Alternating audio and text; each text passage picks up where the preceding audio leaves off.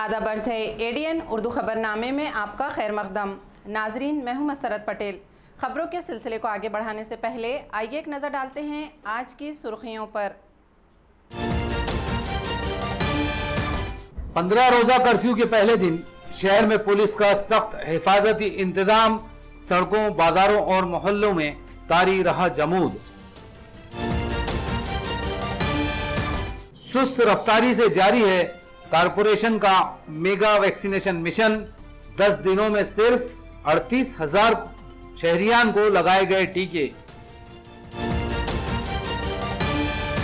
तनख्वाह और दीगर मसाइल को लेकर घाटी अस्पताल के मेडिकल ऑफिसर्स ने की हड़ताल। अब खबरें तफसील से। शहर में इस्तराब आमेज खामोशी, शहरियान और व्यापारियों की नाराजगी के माहौल में 15 रोज़ा कर्फ्यू के पहले दिन आज शहर में पुलिस का बंदोबस्त सख्त कर दिया गया। सड़कों और अहम इलाकों में हलचल रोकने के लिए नाकाबंदी की गई, साथ ही पुलिस का गश्त भी बढ़ा दिया गया था। वज़ीर आला उद्धव ठाकरे ने अम्बेडकर जयंती के अख्तिताम के साथ ही 14 अप्रैल की रात 8 बजे से 15 दिनों के लिए मुसलसिल कर्फ्यू का ऐलान किया।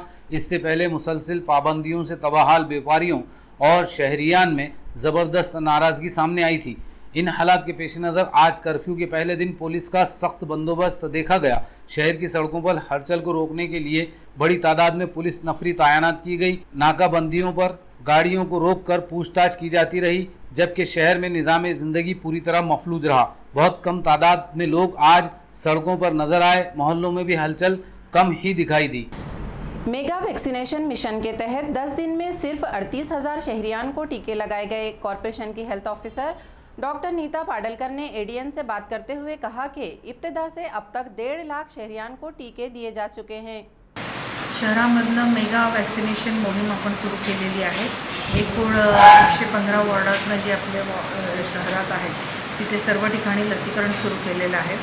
यामध्ये साधारण आपण 5 तारखेपासून सुरुवात केलेली आहे। याच्यासाठी आत्तापर्यंत जवळजवळ 38,000 वॅक्सिनेशन लाभार्थ्यांचं या बूथवर झालं आणि जसं ते 16 जानेवारीपासून पूर्ण सत्र लसीकरण सुरू आहे, 1.5 लाखाच्या वर आपलं लसीकरण करण्यात आलेलं आहे। लस सुरक्षित आहे, कोणालाही काही त्रास नाही आणि सगळ्यांनी लस निश्चित घ्यावी। यासाठी वॅक्सिनची मागणी आपण शासनाकडे वेळोवेळी केलेली आहे। वॅक्सिन मिळत आहे। सध्या आपल्याला जो पुरवठा झालेला आहे, सध्या 20,000 ते 22,000 वॅक्सिन आपल्याकडे आज आहे।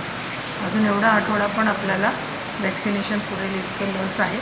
पुढच्या आठवड्यात आपण मागणी पुन्हा नोंदवलेली आहे। लस मिळताच आपण अजून आपल्या वॅक्सिनेशनला गती देऊ। या लसीकरण वाढवण्याकरता आपण प्रत्येक भागातनं स्वयंसेवक आपण निवडलेले आहेत। तिथले NGOजना बोलवतो, आपले सन्माननीय नगरसेवक यांना पण बोलवतो की आणि यांचा पण सहभाग आहे। जास्तीत जास्त लाभार्थी आपल्या बूथवर येऊन वॅक्सिनेशन करून घेत आहेत। तसेच जे फ्रंटलाईन वर्कर्स आहेत त्यांचे पण आपण वॅक्सिनेशन करतो आहे। काही कार्यालयातनं मागणी येते तर तिथे कार्यालयात जाऊन आपण वॅक्सिनेशन करतो आहे। जारी कर्फ्यू में गरीब आवाम की मदद के लिए हुकूमत ने शिव भोजन थाली मुफ्त में देने का ऐलान किया। हुकूमत की हिदायत पर शहर के शिव भोजन स्टॉलों से सैकड़ों गरीबों को मुफ्त खाना तकसीम किया जा रहा है।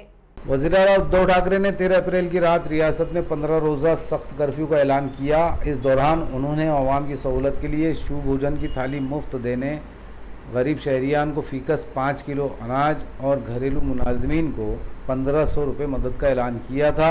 रियासती हुकूमत की हिदायत जारी होते ही ज़िला इंतज़ामिया ने शिव भोजन स्टॉल मालिकान को मुफ्त खाना खिलाने की हिदायत की। शहर के घाटी अस्पताल, central bus stand, Shivaji Nagar, अटको TV centre, civil hospital वगैरह में शिव भोजन मुफ्त दिया जा रहा है।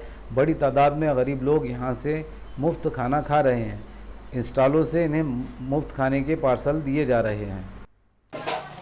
लोकशाही आघाडीने जे चालू केलेलं शिव भोजन केंद्र हे फार उत्तम कार्य आहे ते लोकशाही आघाडीचं। त्यात गोरगरिबांना जेवढं पोटापाण्याचा प्रश्न मिटलेला आहे की जेणेकरून काही सांगता येणार नाही।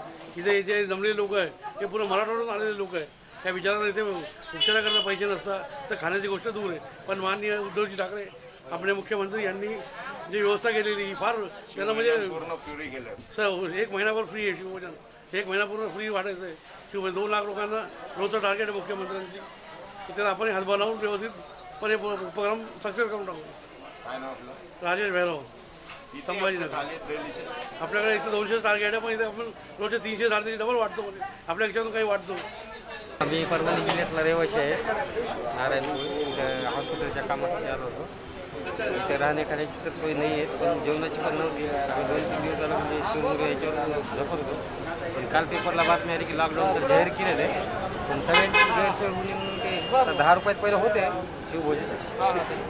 आता पण महिनाभर त्यांनी फ्री केलेले. ते गरजूंसाठी नाही, सर्वांसाठीच चांगलं केलं. तर पोटाची मारामार त्यांनी म्हणलेच होते. काय ते रोजी म्हणजे रोजगार बुडायला हरकत नाही, पण कोणाला उपाशी नाही ठेवणार. धन्यवाद. शिवभोजनाचं उपचारामुळे ते लॉकडाऊन चालू आहे. शिवभोजन फ्रीमध्ये भेटत आहे. एवढा उपचार मान्य नाही, म्हणून लॉकडाऊनमुळं सगळीकडे वाटप चालू आहे. सख्त पाबंदी के बावजूद शहर में गुटखे का गैरकानूनी कारोबार खुलेआम जारी है। मुकुंदवाड़ी पुलिस ने विठल नगर में एक मकान पर छापा मारकर गुटखे के एक डीलर को गिरफ्तार किया। इसके कब्जे से 1 लाख रुपए से जायद का गुटखा जब्त किया गया।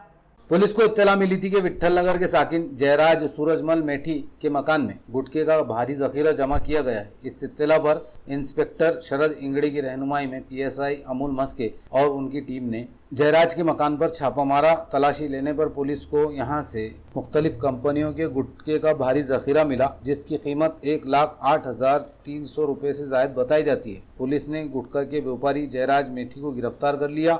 इस मामले में पुलिस मजीद तहकीकात कर रही है। रियासती हुकूमत ने CSR की जानिब से मौसूला फंड में से औरंगाबाद कॉरपोरेशन को 2 करोड़ रुपए दिए हैं। इस फंड से कॉरपोरेशन मिनी एम्बुलेंस और दीगर ज़रूरी अशिया खरीदेगी। सनती कारखानों की जानिब से कोरोना के खिलाफ जद्दोजहद के लिए रियासती हुकूमत को CSR फंड फराहम किया गया। रियासती हुकूमत ने इस फंड में से 2 करोड़ रुपए औरंगाबाद कॉरपोरेशन को दिए हैं। म्यूनसिपल एडमिनिस्ट्रेटर ने कुछ दिनों पहले रियासती हुकूमत से CSR फंड फराहम करने का मुतालबा किया था। इत्तला के मुताबिक म्यूनसिपल इंतजामिया इस रकम से 15 छोटी एम्बुलेंस, रेफ्रिजरेटर, डीप फ्रीज़र और दूसरे सामान खरीदेगी। इसी तरह नेशनल हेल्थ मिशन के तहत कारपोरेशन को 1,59,00,000 रुपए फंड मिला था। ये रकम टेस्टिंग किट, तिब्बी अमले की तनख्वाहें, लैब की जदीदकारी और नफरी अमला बढ़ाने पर खर्च की गई है। खबरें और भी हैं, लेकिन एक छोटे से वक्फे के बाद जल्द हाजिर होते हैं। आप देखते रहिए ADN उर्दू न्यूज़।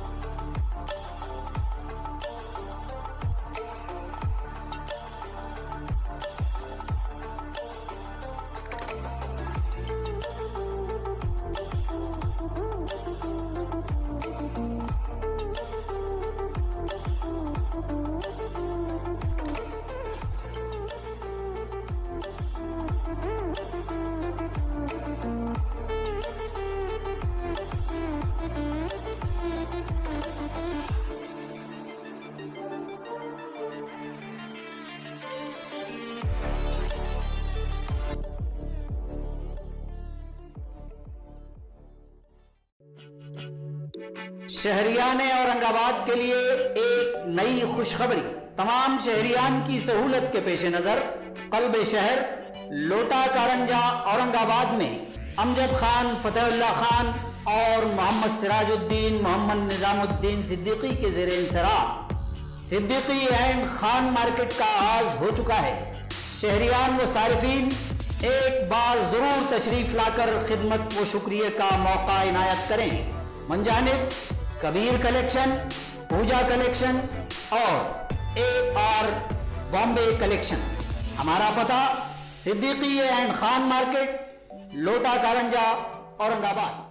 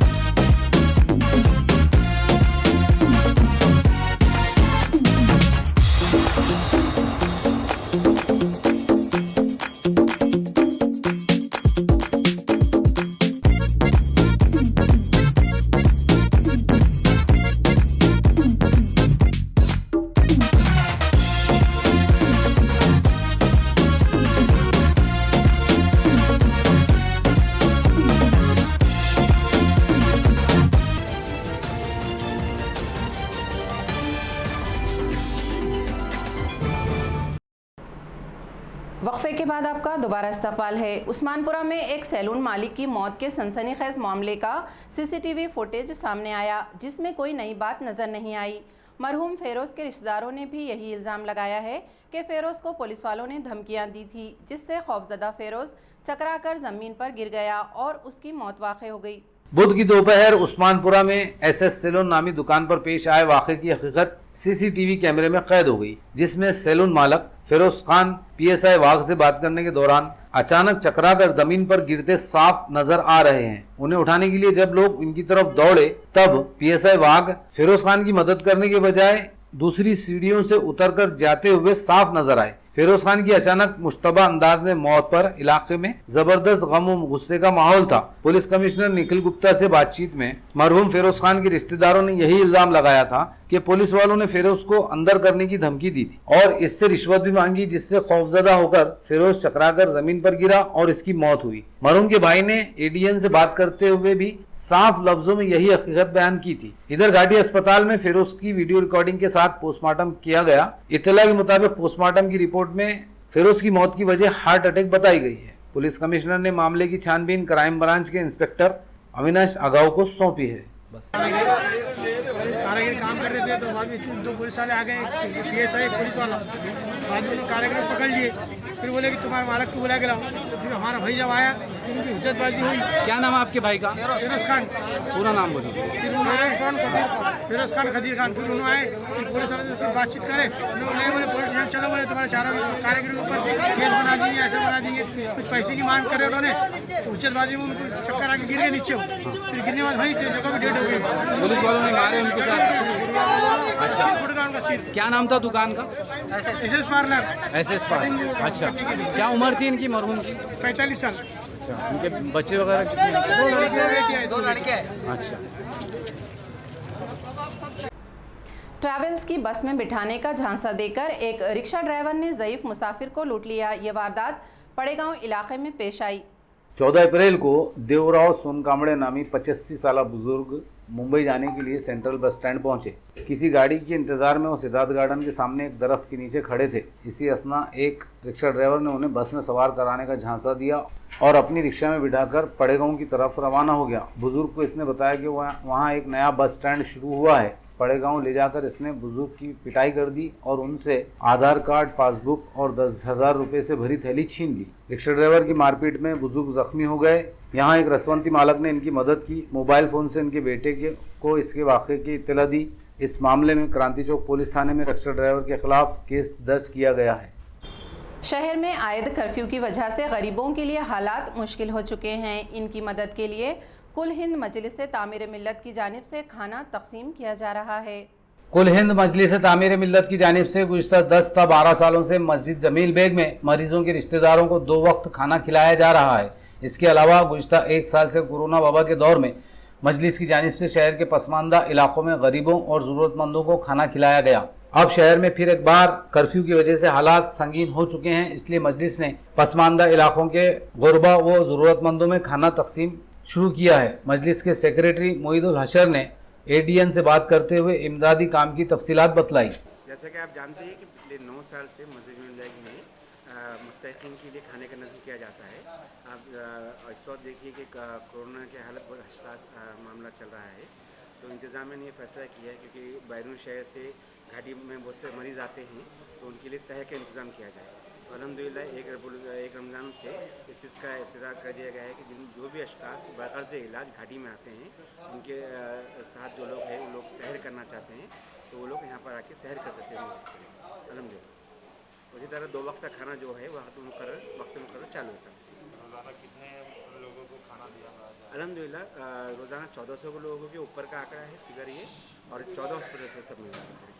लॉकडाउन की वजह से काफ़ी लोग बढ़ गए होंगे? जी बेशक, अल्हम्दुलिल्लाह लॉकडाउन की वजह से इस बीमारी की नस्बत से लोग, क्योंकि घाटी में बेशतर अक्सरियत जो है गरीबों की है, मुस्तहिकीन की है, तो उस सूरत में लोगों की मिक़दार ज़्यादा है।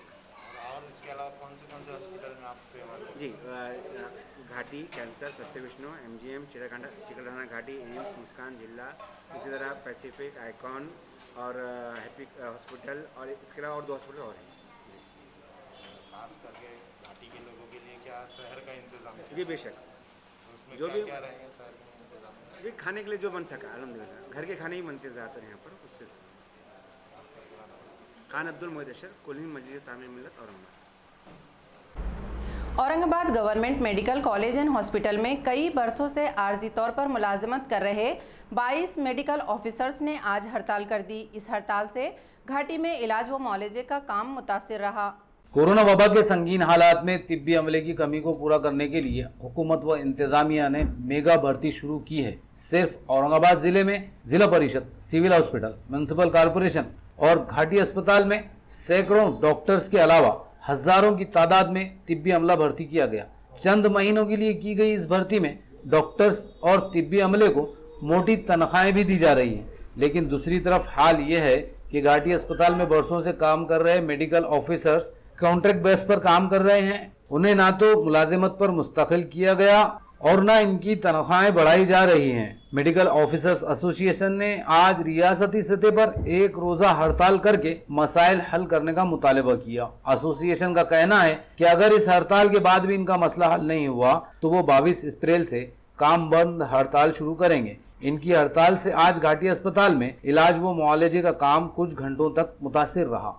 तर आमची एकच ठोक मागणी आहे की आम्हाला आमची सेवा नियमित करावे, कारण की मागील 10 ते 11 वर्षापासून जे वैद्यकीय अधिकारी वैद्यकीय महाविद्यालयामध्ये कार्यरत आहेत ते एकही स्थायी नाही आहे, परमनंट नाही आहे। आणि हे सामान्य आरोग्य आणि वैद्यकीय शिक्षण हे दोन आस्थापना असल्यामुळं हे जे वैद्यकीय अधिकारी आहेत हे वैद्यकीय शिक्षणच्या आस्थापनेवर कार्यरत आहेत। आणि या आस्थापनेच्या अंतर्गत मागील 11 वर्षापासून निवड मंडळ म्हणा किंवा MPSC म्हणा किंवा समावेशन म्हणा हे कोणतेही स्वरूपाची प्रक्रिया राबवलेली नाही आणि झालेली नाही।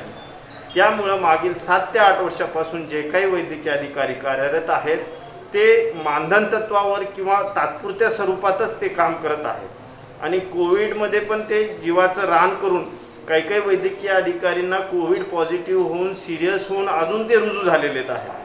पण ह्याची दखल शासनाने गांभीर्याने घ्यावी, त्या अनुषंगाने आम्ही हा पाऊल उचललेला आहे। आता आम्ही आज जो संप आम्ही पुकारलाय त्याचं एवढंच म्हणणं आहे आमचं की जी आम्ही मागच्या वेळेस मागणी केली, जी वारंवार करतोय, ती तुम्ही मागणी कुठेतरी तुमच्या म्हणजे काही पॉझिटिव्ह वे त्याला द्या आणि रुग्णसेवा कुठेही हॅम्पर न होता किंवा अडथळा न येता आम्ही हा संप करत आहोत। म्हणजे आम्ही संपात सहभागी असून सुद्धा आम्ही आमची कामं आमची रुग्णसेवा सुरू ठेवलेली आहे। फक्त शासनाने याचा एक पॉझिटिव्ह किंवा सकारात्मक विचार करावा हीच विनंती। ही मागणी शासन स्तरावर विचार चालू आहे तिचा आणि या सर्वांना मी आव्हान केलेलं आहे की मागणी तुमची जी जरी रास्त असली तरी कोरोनाचा प्रादुर्भाव एवढा वाढलेला आहे, त्यामुळे तुम्ही तात्पुरता तुमचा संप मागे घेऊन रुग्णसेवा सुरळीत चालू ठेवा। SSC बोर्ड ने 10वीं के प्रैक्टिकल इम्तिहान और दिगर उमूर के लिए ज़रूरी अशिया की तकसीम का काम रोक दिया। हुकूमत ने 10वीं के इम्तिहान जून में मुनाकिद करने का ऐलान किया, जिसके बाद बोर्ड ने ये कदम उठाया है। अप्रैल 2021 में मुनक़दा 10वीं के इम्तिहान के लिए बोर्ड ने प्रैक्टिकल इम्तिहान की अशिया, सब सेंटर के बारकोड और होलोक्राफ्ट वगैरह की तकसीम 15 अप्रैल तक करने की तैयारी की थी। हर साल इसी तारीख को हर ज़िले के सेंटर से ये चीज़ें तकसीम की जाती थी, लेकिन इस बार कोविड-19 की वजह से 10वीं के इम्तिहान जून में मुनाकिद करने का ऐलान किया गया। इस तनाजुर में बोर्ड ने भी इम्तिहानी अशिया की तकसीम रोक दी। इसके लिए जल्द ही नई तारीख का ऐलान किया जाएगा। सिद्धार्थ गार्डन के चिड़ियाघर में कमियाब नस्ल के सफ़ेद शेरों की तादाद फिर घटकर 3 हो गई। हाल ही में सफ़ेद शेरनी ने 2 बच्चों को जन्म दिया था, लेकिन यके बाद दिगरे दोनों बच्चों की मौत हो गई।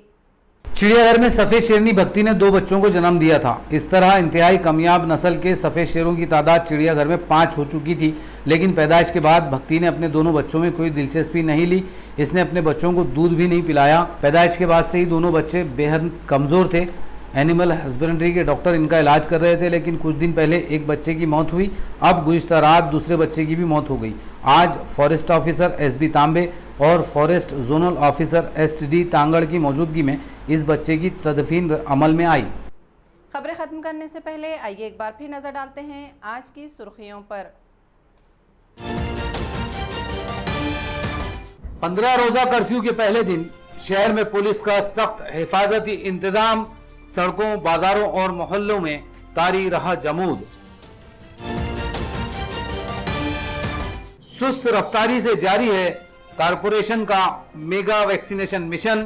10 दिनों में सिर्फ 38,000 शहरियान को लगाए गए टीके। तनख्वाह और दीगर मसाइल को लेकर घाटी अस्पताल के मेडिकल ऑफिसर्स ने की हड़ताल। इसी के साथ एडीएन उर्दू खबरनामा अब यहीं ख़त्म होता है। कल फिर होगी मुलाकात कुछ और ख़बरों के साथ। तब तक अपना ख्याल रखिए और देखते रहिए एडीएन उर्दू न्यूज़, आवाज़ हर दिल की।